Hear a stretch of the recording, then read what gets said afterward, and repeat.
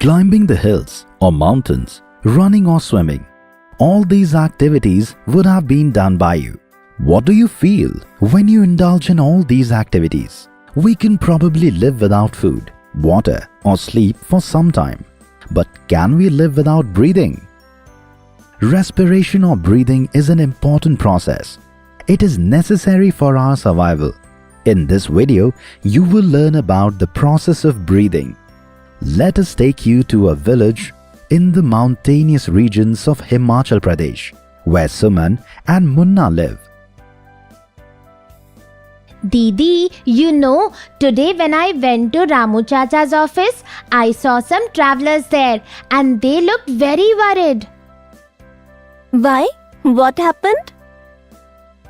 Didi, that some travelers had come to our village and they were preparing to climb that small range. And Ramu Chacha was organizing everything for them. Do you remember? Yes, I remember now. This was 3 days ago.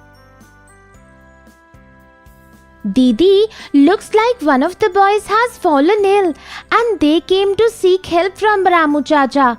Those people wanted to go back to their city. What do you think would have happened to that boy? It seems that he could not climb the small ranges. You are right, Didi. Some people were saying that he was having trouble in breathing. Do you know, Munna? Climbing the mountain or smaller ranges is not that easy. It takes a lot of hard work. Yes, Didi. The mountains are so high. You have rightly said. It is difficult to breathe there. Oxygen content decreases with height. It means that we get breathless while climbing mountains or high altitudes. Yes, you are right. Didi, when I run, walk fast or dance, I still gasp for breath. Children, we cannot live without breathing. Can you all tell how we breathe when we swim? Munna, come here. You have already read that all organisms are made up of very small units, which we call cells. Hey Munna, I am a cell. You know that I live in a human body and there are billions of such cells in the human body. You know all about me, isn't it? I play a role in all tasks like nutrition, transport, reproduction, etc. Didi, yes, I did read about cells. For the cells to function for conducting functions like nutrition, reproduction, etc., energy is required. Where does this energy come from?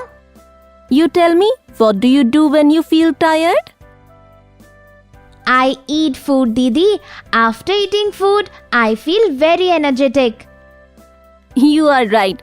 When we eat food, we get energy. But Didi, how is this possible? What is the relationship between energy and food?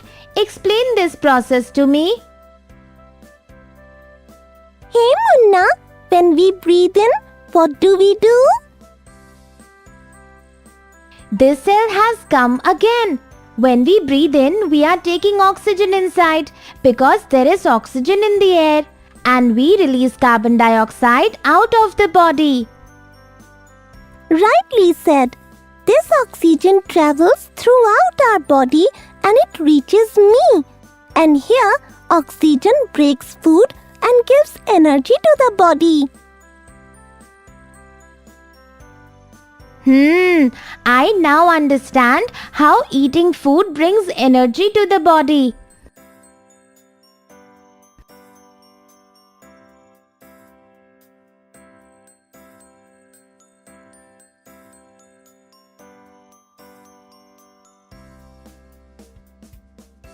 Didi, is there any organism that breaks food without oxygen?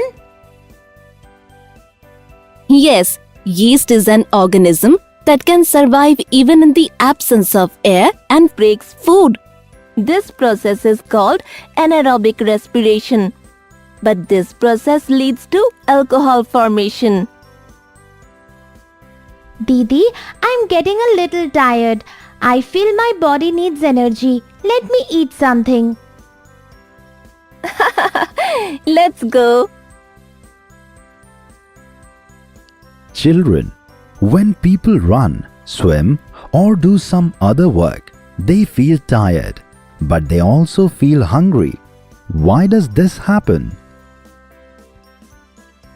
Munna, do you know that breathing rate varies under different circumstances? When we rest, the breathing rate is different. When walking, this rate is different. And when we run, this rate is higher. When I run, I feel very hungry. There is a reason for this as well. When we run, then the breath increases and we need more oxygen. When more oxygen is used, food is divided more and more energy is used. I see. That is why we feel more hungry. Didi, thanks for explaining all this. Children, we have seen how oxygen breaks food and how it gives energy to human body. In the next video, we will see how we breathe. See you. Thank you.